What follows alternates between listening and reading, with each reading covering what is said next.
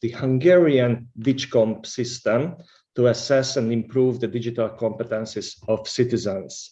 And I really like to thank Csongor and Attila to accept our invitation to present their experiences.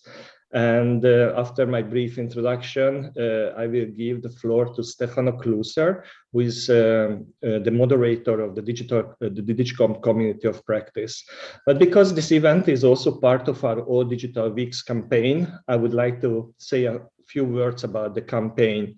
The All Digital Weeks campaign is one of the major pan-European awareness-raising campaigns on digital skills for inclusion and empowerment.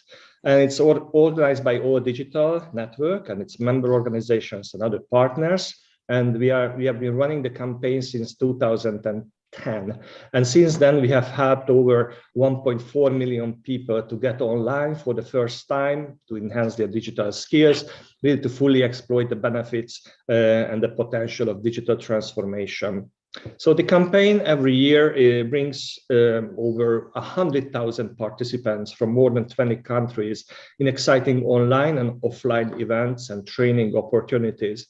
And the campaign takes place online, but also many events and training programs happen locally in physical places, digital competence centers, libraries, community centers, schools, and other venues across Europe. And so it involves international and national partners and participating organizations from different European countries. Our All Digital Weeks campaign is supported by the European Commission, and we have industrial partners also to support our activities and events, naming the Microsoft, Huawei, and Certiport are the supporters and sponsors of the campaign of this year. But we also have other strategic partners, international organizations, European networks, who help us with promotion and dissemination of the events and the results of the campaign.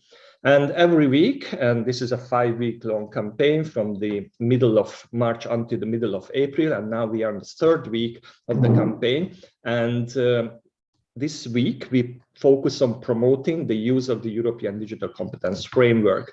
And this Monday, we had the launch event and the presentation of the updated Digital Competence Framework 2.2 version, organized together with the European Commission and the Joint Research Center. And during this week, we also have other presentations, projects which support the adoption and implementation of DigKomp. Yesterday, we had a webinar on enhancing ideas and transforming libraries in the digital age. And this morning, we had another webinar focusing on digital skills and as transversal skills. And this is our last event, this present event during this week in this topic. But in the following 2 weeks, we are going on. And next week, we will be focusing on achieving cybersecurity and safer internet. And the following week, we will talk about improving STEM and STEAM skills for society, and also very importantly, encouraging girls and women's participation in STEM subjects and careers. Well, thank you very much. That was my brief introduction. And now I would like to give the floor to Stefano to speak a little bit about the context of today and presenting the speakers. Thank you. Thank you, Peter. Okay, let me share just one slide that I wanted to comment. The experience we're going to hear about this afternoon carried out in Hungary reminded me when we first met Attila and his colleagues some time ago of this scheme that you see here, the DigKomp implementation steps. We came up with this 5 steps scheme about 4 or 5 years ago, when we did this kind of survey of about 60 experiences around Europe of different organizations who were using DigKomp for different purposes. And we tried to make sense and to understand a little bit the logics behind these experiences. And we came up with this model, which is very simple, which basically says that implementing, we know DigKomp is a reference framework, is a high level framework. It doesn't describe the details of things. So implementing it, using it for practical purposes, requires to go through a number of steps. And just to go through the scheme, typically, not everybody does this, but some people adapt and specify the framework itself, the descriptors, the areas, the competencies, and so on, to make them more appropriate for their context or for their goals. And we always said DigKomp is an open framework. It's there to be adapted and integrated. So there is no problem really with that. In fact, it's recommended that you do that. This may mean that you remain strictly in the same descriptors, areas, competencies, and so on, and simply go down into the details, or you may adapt in the sense of adding areas, adding competencies, and so on. After having done this, very often it's an important step in the process of digital competence development, ultimately, is to develop tools that help you assess the competence of your target group, of the population you're working with, or the students you want to develop, whose competence you want to develop. And then there is the step 3, which has to do with training, which typically entails training the trainers, training the teachers, because there are many people around who are good at teaching IT skills, how to use software packages, how to use specific tools. But digital competence, in the way it's described by DigKomp, is a little bit different things. It has a lot of soft skill components, elements. And so teachers very often don't know how to deal with it. And training trainers is important. And of course, then you get to the last 2 steps, which are training the end users, so the citizens, students, whoever they are. And of course, you have to adopt the right approaches and develop the appropriate training material and so on. And possibly there may be or not a final step, which is the recognition and certification of the skills acquired through this process. So this is, let's say, an abstract description of how the implementation often takes place. Not necessarily one has to go through all the steps. It will take care of one of these aspects, but in other cases, the whole all the steps are taken into account. And my impression is that in the Hungarian case that we will hear now about is they're really going through, I would say, most, if not all of them, and not yet, possibly, but that's the plan. So I pass on the floor to Attila and his colleague, and please.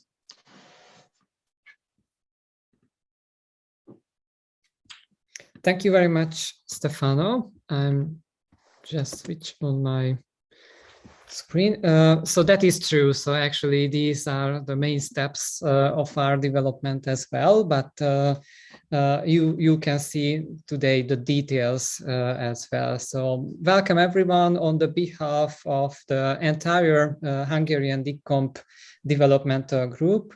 Csongor and I will speak about the development of the Hungarian DigKomp system to assess and of course, to improve the digital competence of citizens of Hungary. On the first half of this webinar, we will present you the main concept of this system. And on the second half, we will go into some details with the Hungarian framework and actually the main concept and steps of building up this system and actually the platform of ours, which we will use to improve the digital competence in Hungary.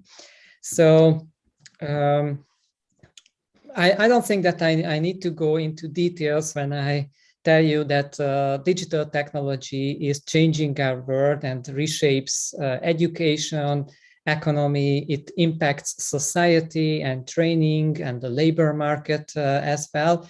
So during these times of rapid technological development, there's a growing attention and the need to develop 21st century skills in schools and in adult education as well, and is especially digital competence.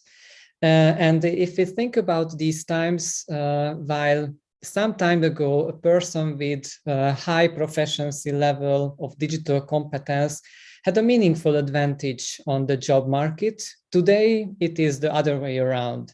I mean, the lack of digital competence is a huge disadvantage.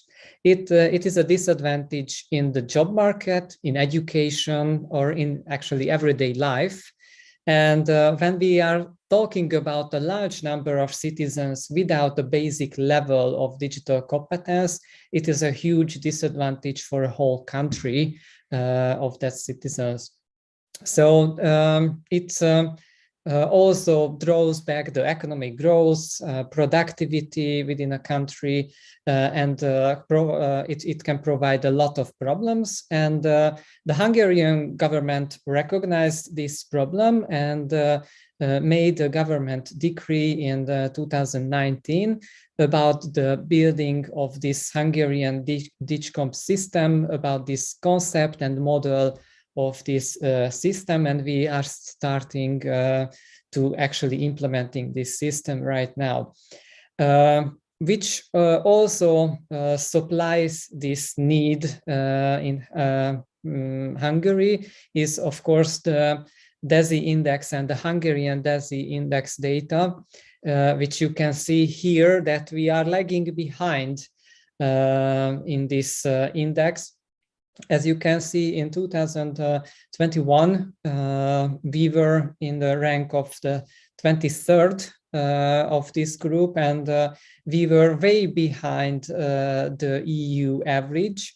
And actually, while the Hungarian DESI index is growing year over year, we were not able to catch up or even to get closer to the mean. So this distance below the actual mean scores is keeping constantly lower. And there's actually, we need to think about that, and we need to develop our whole country and all citizens. That would mean, of course, from young age even to the elder people, and not just, of course, employees. And now I give the floor to Csongor to talk about the system. Thank you, Attila. Welcome, everyone. So, as Attila said, the digital competence deficit is basically the Achilles heel of Hungarian digitalization.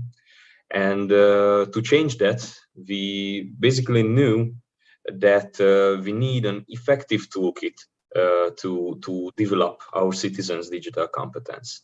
This toolkit would need to be freely accessible and also widely accessible to each and every citizens of ours.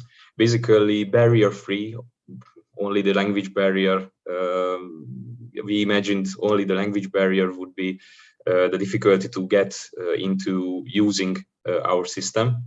So this is not exactly only our citizens, but every Hungarian speaker of Europe and also the world. So through this system, we plan to assess digital competence deficits quickly and effectively through highly playful and enjoyable exercises to grab the attention of our users as firmly as possible while motivating them for using the system in the long run. The system would provide independent individual or even group learning for everyone, tailored to each user's own needs. And what is new for Hungary, it would enable profile-based competence development and certification. This is unheard of in our education system whatsoever, and this new approach might have an even greater impact than it will have on digital competencies. So What we based on our system, the basis, the foundation, was the National DigKomp framework, which is largely based on the DigKomp system, which which probably you are all familiar with. We used the 2.1 version for the basis of our systems, and for our own DigKomp framework, Attila will share a few thoughts in the second part of this session. So, starting with the system and its core elements, or more likely modules. So the first is the DigKomp Office. This is basically for leading and controlling the constant ongoing development of the system and the components. This is you can imagine this as a headquarter of sorts. Its major roles are keeping the system obviously compatible and up to date. This includes not only the other components of the system, mainly the register and the platform, which I will talk about soon, but also keeping up to date with the DigKomp framework, which everyone knows. Also, the office is responsible for the accreditation of certificate centers, and this is another thing I will talk about soon. And also, this is the head authority which is issuing our certificates for digital competencies. Basically, the backbone of the system and the main development tool is the DigKomp learning platform. This is a comprehensive tool for the measurement and the development and assessment of digital skills for our user base, the Hungarian-speaking population of Europe and the world, of course. That means this platform was when planning this platform, we have had an in-depth look on the international horizon. Basically, we included a lot of practices and systems in use, and took a look at a lot of different approaches. Took a lot of inspiration, basically, from these, and the largest and the most impactful of these inspirations was the French PIGS, with which many of you are probably familiar with. The PIGS was really relatable. PIGS has a really relatable approach, what we also have. So the system should definitely be free, open, accessible, and enjoyable in the end for everyone. This is what we strive to use in our approach as well. The items and tasks are short, diverse, and focused on a specific element of the digital competence in order to develop and assess it. But these were only the foundation. We naturally found some space for innovation as well. So aside from items and tasks, we are planning to have built-in tutorials in the platform, just so to help users on the go while developing their skills. They can access these tutorials and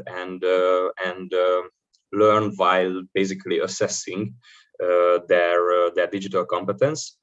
Also, the platform provides training recommendations, highly intertwined with the DigKomp training register, which I will talk about again soon. Also, we came up with some new and innovative task types, and also the opportunity for group assessment, which is this idea is all about the needs of the users. We found that many of our future users possibly have this need of making the assessment and the development in group format, and we would like to provide an opportunity for that through the platform. And also what is somewhat new is the predefined certificate standards we have come up with.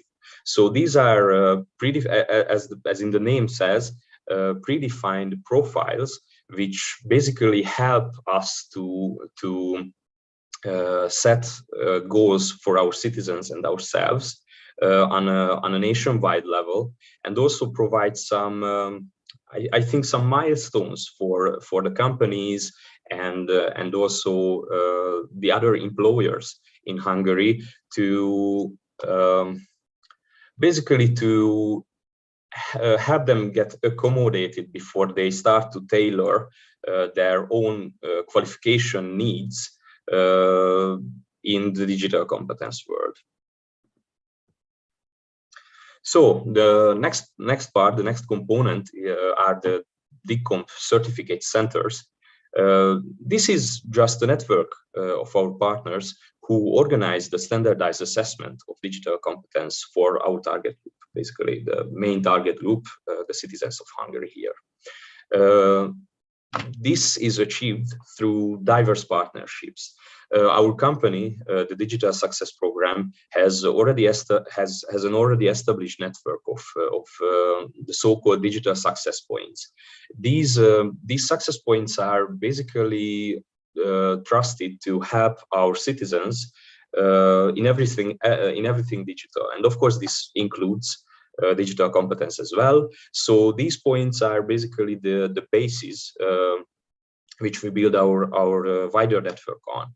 We have also began discussion with universities and schools with great results so far to join to this network and serve as certificate centers for our citizens. And also we plan to expand our horizon through for-profit partners as well, for them to serve as certificate centers. Because so I say for this may look like a little bit of difference from what I said previously, because we plan the system. It is true that we plan the system free and accessible to everyone, but the certification process will certainly be not free for everyone.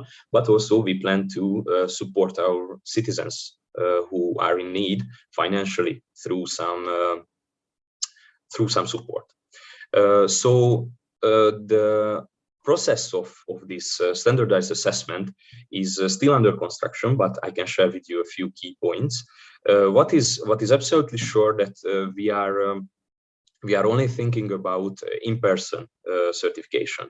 So the citizen goes into issues a certification process, joins basically one of these certification centers, goes in, sits down in front of a computer, and starts the assessment.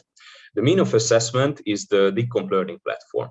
We thought it would be great that our users would be already familiar with the environment which they are taking their certificate, basically. And this is why we are planning to include the assessment process fully into the DigKomp learning platform. The two types of assessment available for the citizens are the own profile assessment. Basically, the citizen just develops his own digital competencies, creates his own profile, his or her own profile, and when it's time to earn a certificate, he or she feels confident in her knowledge and skills. They can basically go to a certification center and assess their own profile. They will get a certificate which proves that they have achieved this certain digital competence level. But also there are the predefined standard profile assessments, which have predetermined requirements to fulfill.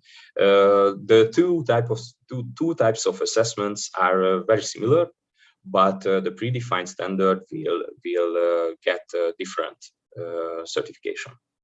Of course, as I have said, the certificate is always issued by the DigKomp office as an authority over this. And finally, so finally, the DigKomp training register is the fourth component of our system. This is a database of all the available training programs for the citizens of Hungary, all related to digital competence. This is really important. So this is not a widespread training register.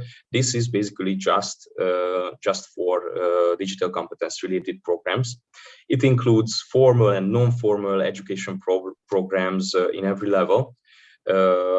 Public or private institutions can submit their own courses, own educational or training programs into this register.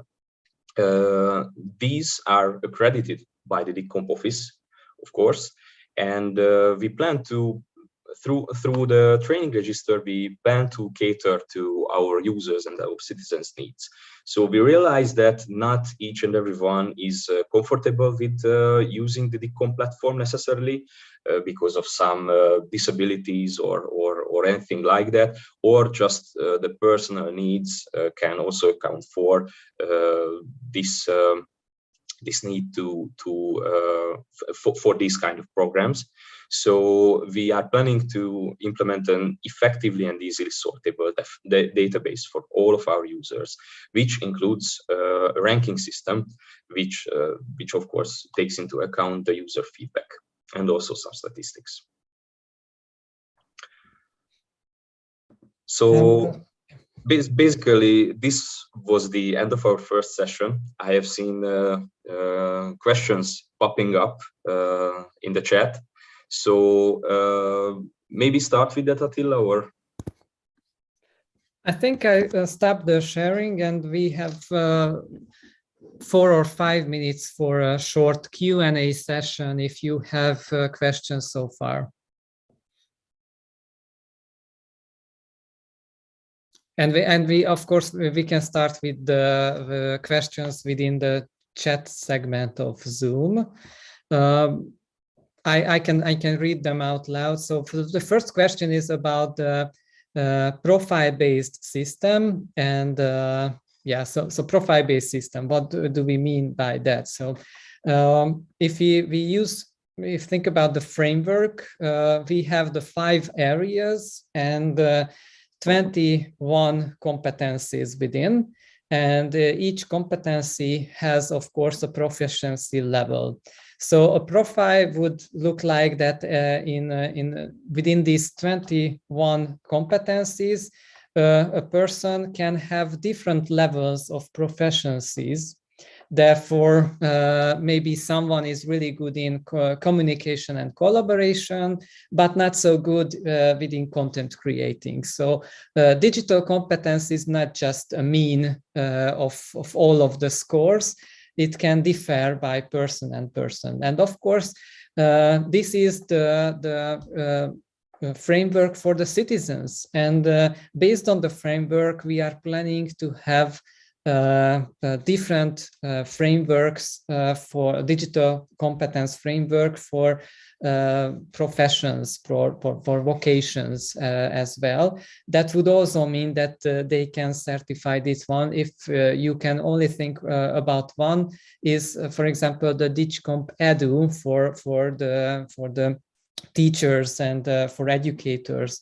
So this is how you can imagine this profile-based system. If we think about DigKomp Edu, there, for example, there's 6 areas, and within each areas there's also competencies, and every competency can have a different proficiency level. So that's what we mean by that. I'm not quite sure about the question about the adapted to status of every person. I think it means that we are planning to assess the proficiency levels of the citizens. And of course, when they go to certify this achievement, they will have their own profile. So if they are on a level of, for example, 3 in information and data literacy, that would mean that they can prove on this assessment that they actually achieved this level. And during this profile-based assessment, they will not just get that they are in intermediate level in digital competence, but we will show actually on the certificate that which are there actually where they are really good at and what they are lagging behind, where do they need more training and so on. So that's what we are planning to do. And there's another question about how the learning platform will be tailored to the experience of elderly population, which is not very common to work with this type of learning. Yes, so that is why we are planning to have this so-called ramp program, so where actually people who are below the basic level, below the level where they can use the system individually and alone, we would provide them face-to-face in-person trainings as well. But sorry, yes, Attila. We will talk about it in the next half of the session. Yes, we will talk about these plans in the next half in details. Yes. But also, somewhat I believe I have answered this question. So, of course, the DigKomp training register will contain many different programs which can obviously cater to the elderly as well. So we are well aware of this problem. And it is definitely an issue in Hungary, and we have been taken it into account when planning the system. I don't see any more questions and hands raised so far, so I think we can move on to the next session of our webinar now. I share my screen again, and yes. Okay, so now we would like to talk about the creation of this DigKomp assessment and development platform and the main steps of creating this platform so far. So before we can start actually the development of this platform, we need to think about the framework. And now I would like to talk briefly about the Hungarian DigKomp framework.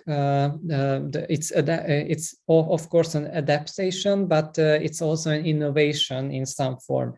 So of course we kept and adapted the European framework DigKomp 2.1. We changed, of course, the name to with the letter of K, but the difference is that we would like to keep this framework up to date. So we are planning to do this to be developed by the office continuously. We would like to implement new areas, I mean, not competence areas, but fields to assess. And if we find some new micro components, we would like to include them constantly. So that is our main approach there. Of course, that would also mean that now that the DigKomp 2.2 is out, our next step will be, of course, to update our framework to this, using this now published framework for update during this spring. Then I would like to talk about some similarities. Of course, within the framework, we kept as you can see it here, we kept the 5 main areas and the 21 competencies, but we made some brief differences as well. The changes that, for example, we included into 1 or 2 competence, some other areas as well. For example, just to give you one, is that for communication and collaboration, we think that shopping and using digital services should be within these areas, because we communicate on these platforms and during shopping as well. But we included this to the digital identity competency, since using shopping platforms and using digital services such as Netflix as well will create, of course, a digital footprint of a citizen, and they need to be able to be aware of this and manage this identity of theirs. Of course, when we started our developmental process, we had detailed descriptions for each proficiency level for all of these 21 competencies.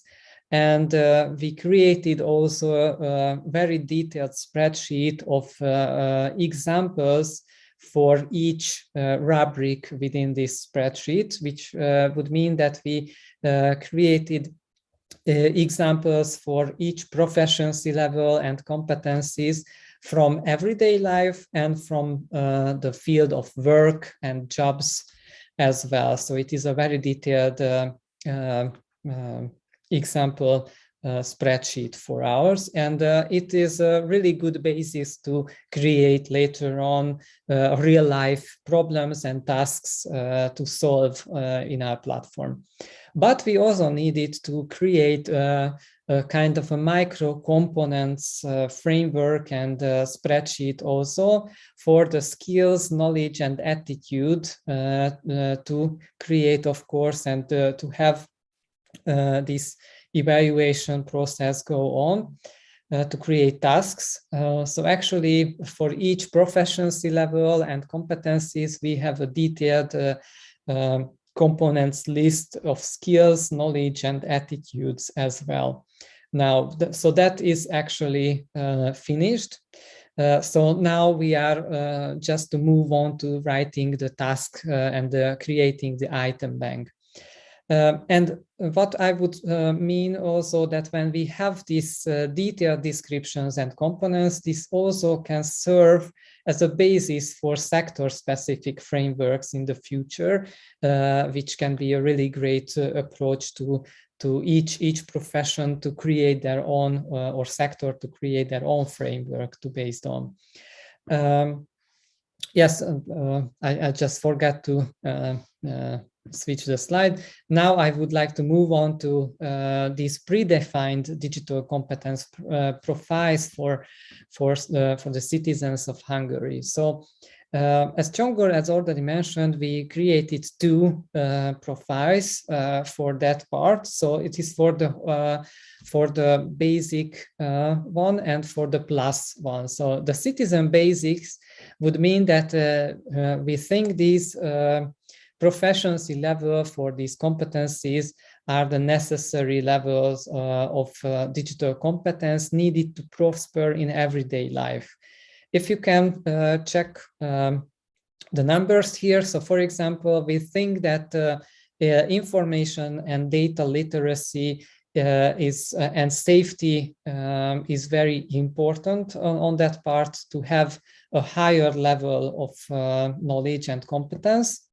But for example, digital content creation, while it is of course important to have a basic proficiency level on these areas, but not so crucial for everyday life for a citizen. So that's what we would aim when we think about elder people and actually every citizen all around Hungary.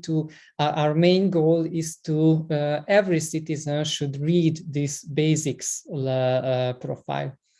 And for the second one, the Citizen Plus is the necessary level of digital competence needed to prosper in the labor market or and to enter higher education. As you can see, most of the, and actually all of the competencies are moving a bit higher level, but here you can see that information, communication and collaboration, and safety is also a bit highlighted areas within this profile.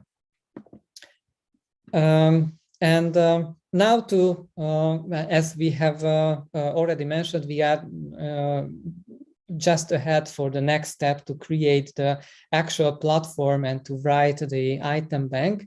And that's where we are now, and we are we have a lot of challenges ahead to assess digital competence, because it's really a special area, as you know already.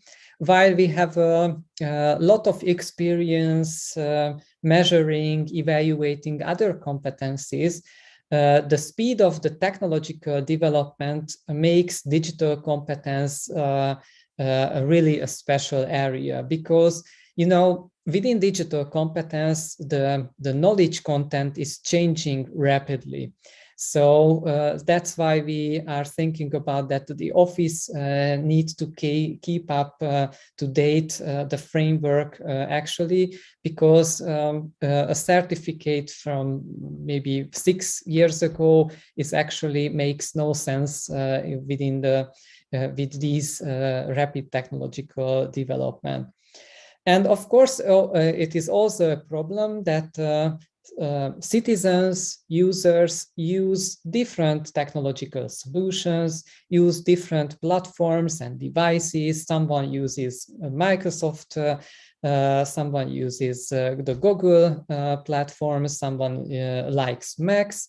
So when we create our tasks and when we create our platforms, we would like to keep it neutral and much more transferable. So the knowledge which citizens gain here actually can be easily transferable to any platform which they use in the future. And of course, when we think about the 5 digital competence areas, they have their own specialty. Just want to mention that, for example, then we would like to create developmental tasks and assessment tasks for information and data literacy. We need to deal with the lack or the drawbacks on the field of reading comprehension as well, because we know, unfortunately, in Hungary, a lot of young people drops out and leaves school without the real good level of reading comprehension based on our PISA assessment results. So that is also a problem which we need to face. When we talk about the communication and cooperation, that's why when I mentioned earlier that people in Hungary use countless different platforms. Someone uses likes Zoom, someone prefers just the Messenger, someone prefers the Microsoft area and Teams. So there are a lot of digital solutions, and we need to address all of them or none of them. So it is really a challenge for us. Of course, when we create digital contents, it is also an issue that how can we evaluate quality and aesthetic criteria. So we are thinking about, of course, automatic coding and automatic feedback on the products which citizens can create. So it will be a great challenge in the next year for us to solve these problems.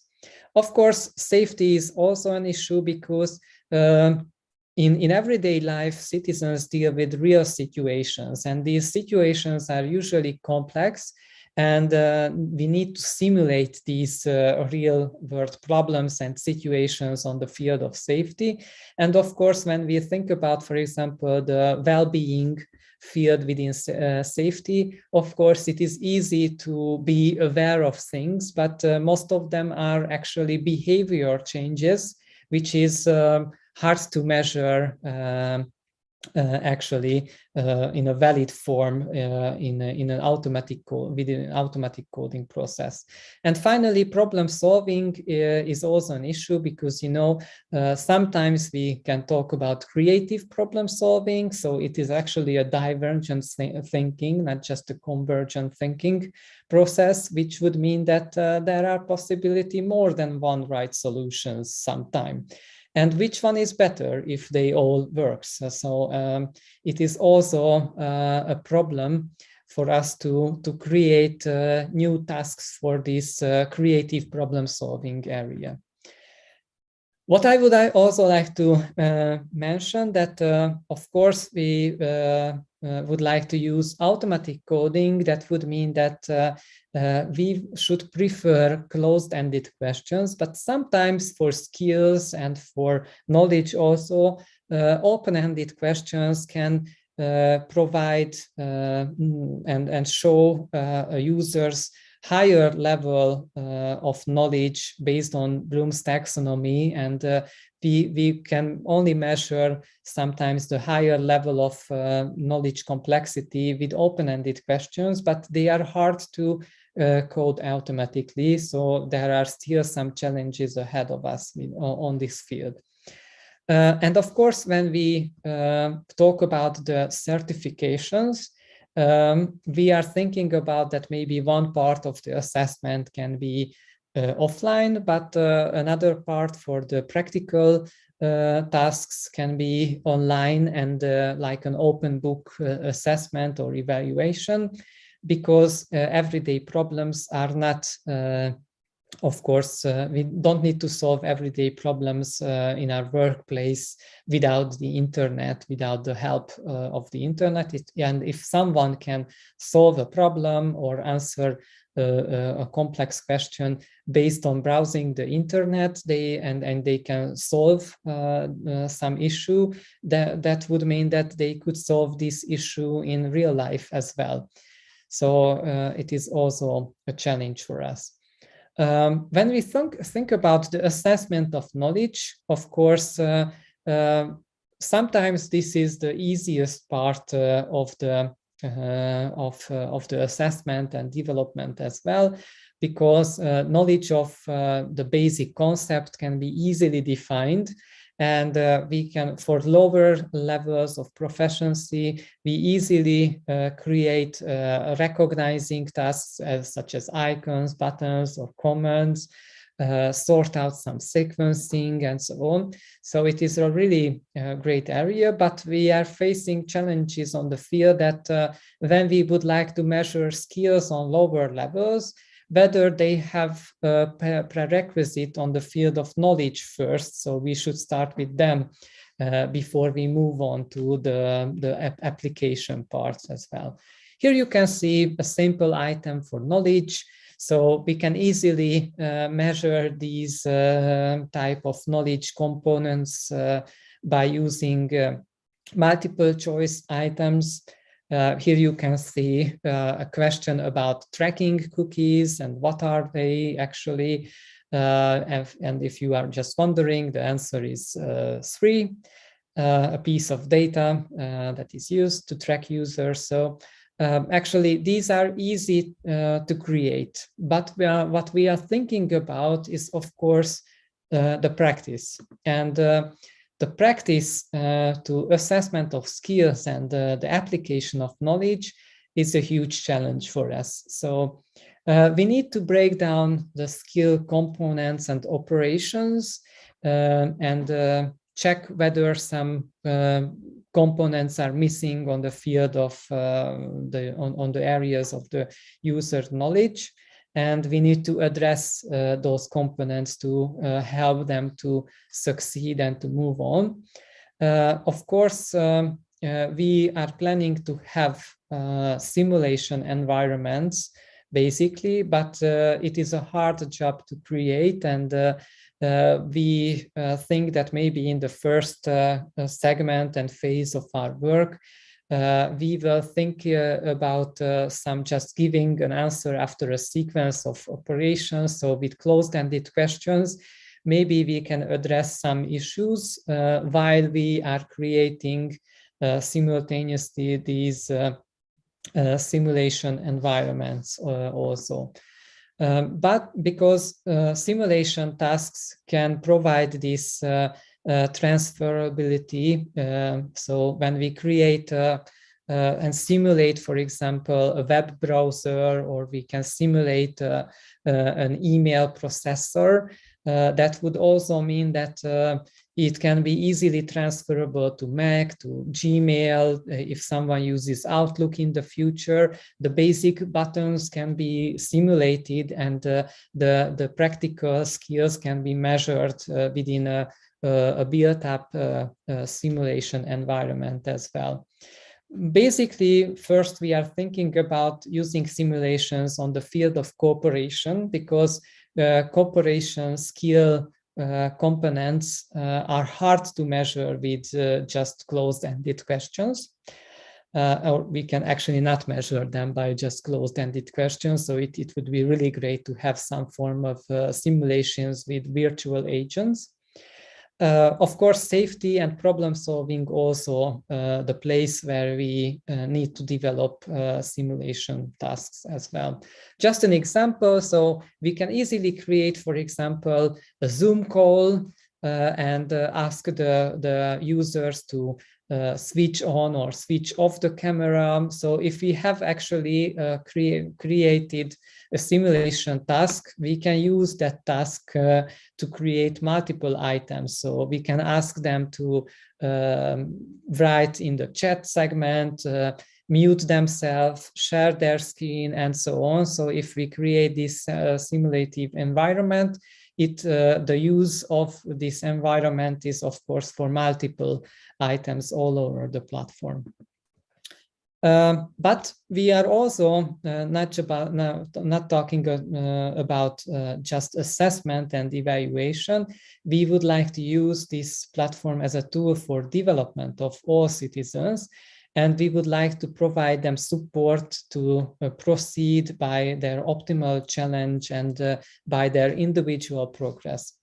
We would like to provide this help and assistance by providing them automatic coding and immediate feedback and instructional support. And of course, we would like to recommend them tutorials adapted to the level of knowledge and the skills of the user. Here you can see an example for instructional support and immediate feedback. So when they are just practicing, so it's not for the certification part of the assessment, but the practice part within the system, it is really important to time and to give quality of a feedback for the participants and the users. But when we provide them feedback, of course, it is not just a right solution to show them what is the right answer.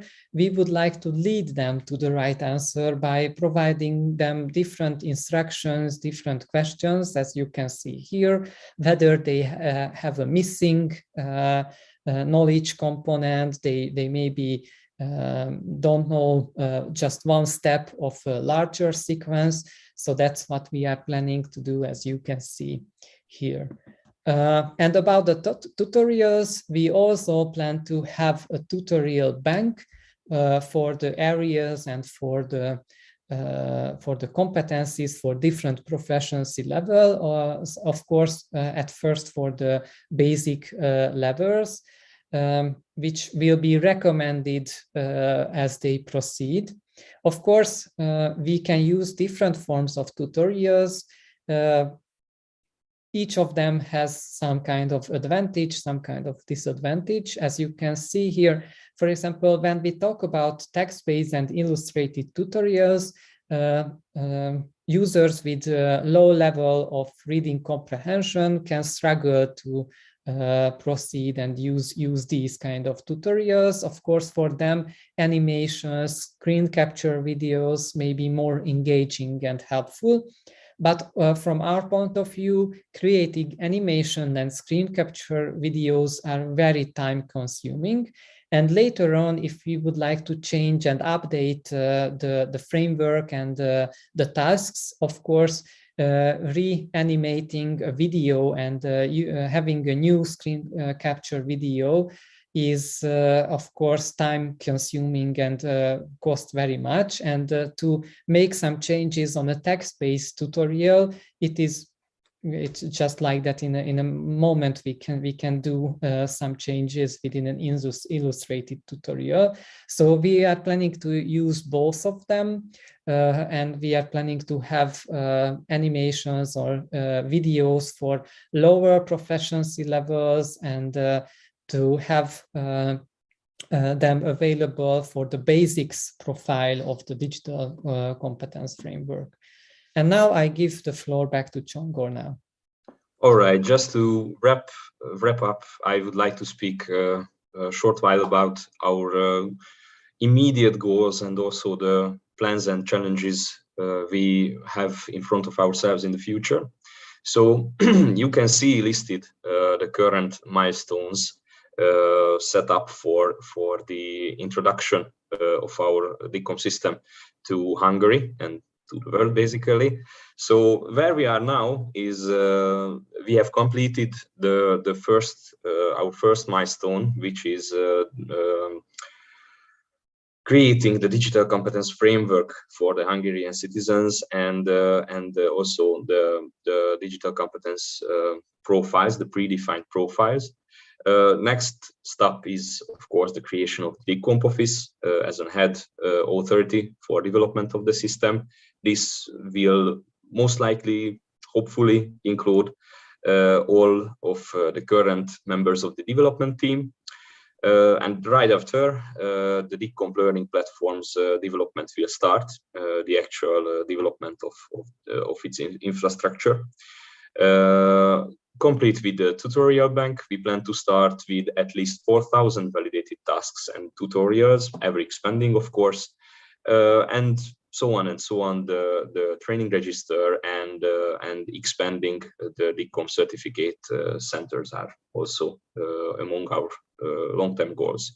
And parallel to this, our company, as in the previous Q&A session Attila have mentioned, have already started working on the digital ramp training programs. These training programs will provide a mean to access our system.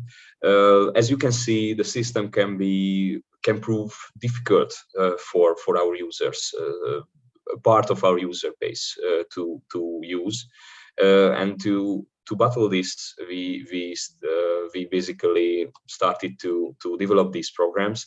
These will serve as a ramp, as in the name, for our citizens to start using our platform, basically.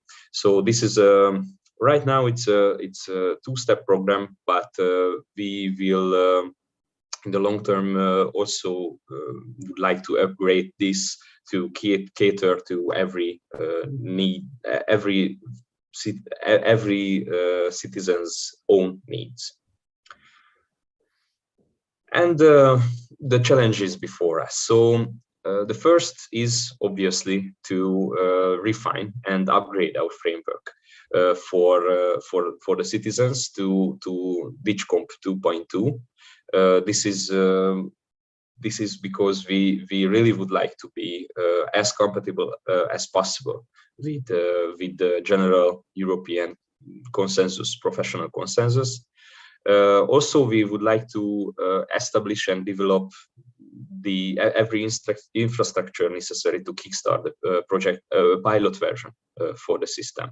This is basically what we have listed in the milestones. We believe testing is a key.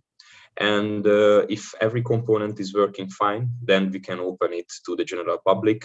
This is just now. It's now this phase starts, the development phase.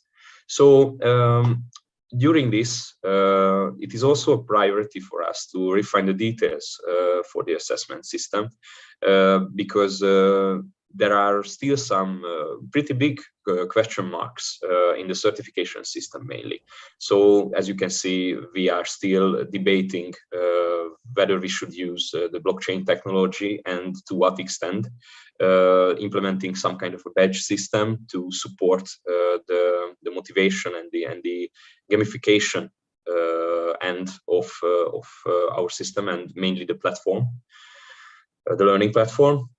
And obviously, we would really like to extend the current network of the DigKomp certificate centers to its optimal potential in accordance of being available for everyone and providing the equal chance for everyone in this environment, and developing their digital skills and basically the competence.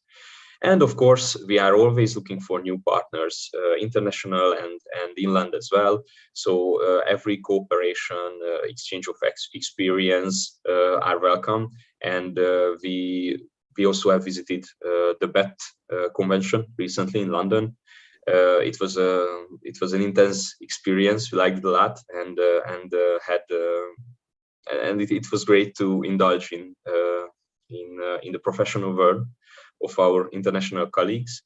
So building an extensive international network is one of our top priorities right now. So with that, I would really like to thank you all for your attention. And if you have any question regarding what you just heard about, we are welcome to receive it.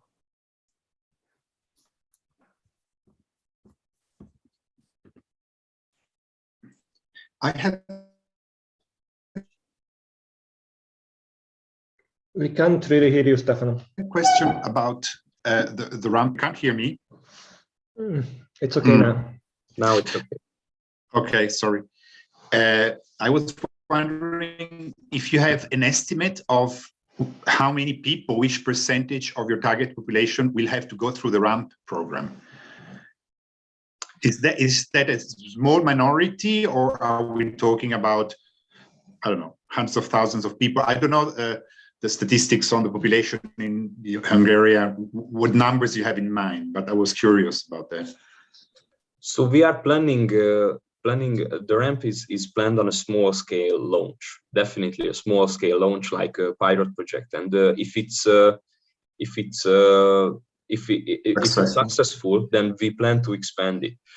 Actually, now we have been talking about assessing basically our whole population because we also need these figures in the further parts of the development.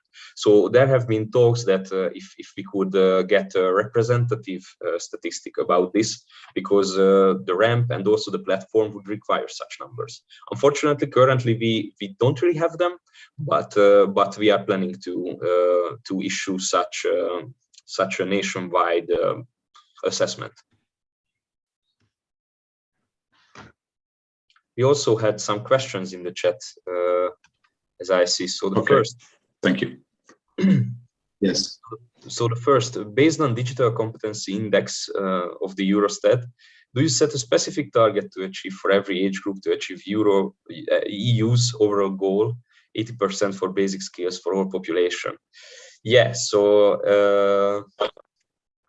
this is a hard question, because we really would like to.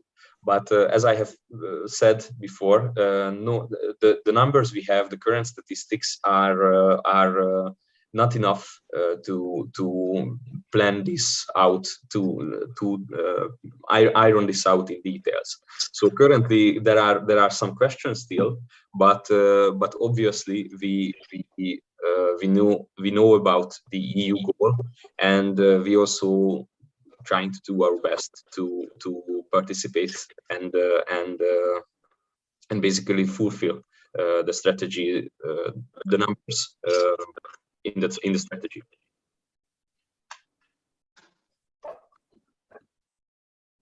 So, and the other question, the EDIH network in Hungary. What is that? Probably you can answer this better. Me? I think yes, because our digital success program is actually under the Ministry of Innovation and Technology in Hungary, And I think that there are many programs and groups which are part of these networks from our umbrella organization. So I'm quite sure of it that we will be the part of this network. Any other questions, please?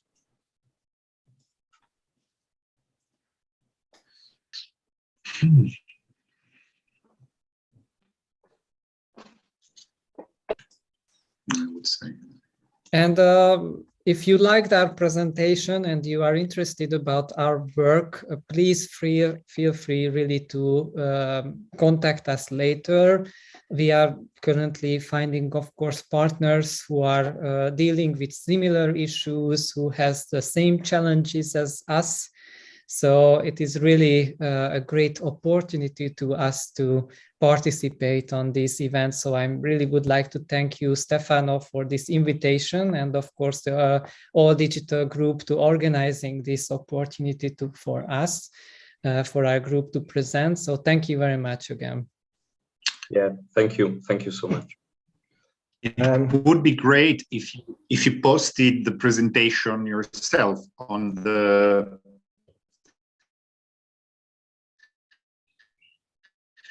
COP. Mm-hmm. You could post a message in the message board today, and that would be interesting for. We have sent the presentation in PDF to Victoria, and I think she will help us to share, right? Great. Yes, I can do that. I have one request before we finished, and is to ask for a group picture for those who want to turn on their camera.